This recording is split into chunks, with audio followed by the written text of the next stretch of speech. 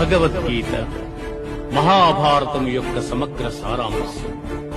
భక్తుడైన అర్జునునకు అనర్చిన ఉపదేశమే గీతా సారాంశం. భారత యుద్ధము జరగరాదని సర్వవిధములా భగవానుడు ప్రయత్నించింది. కాని ఆ మహానుభావుని ప్రయత్నములు వ్యర్థములాయి.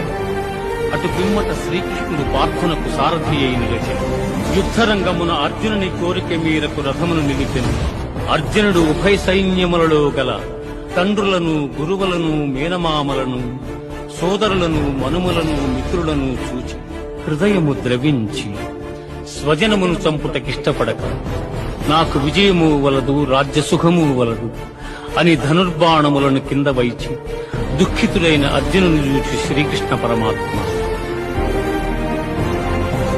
జీవునకు దేహమునందు బాల్యము, యవ్వనము, ముసలితనము ఎట్లు మరొక దేహమును పొందుట కూడా అట్లే.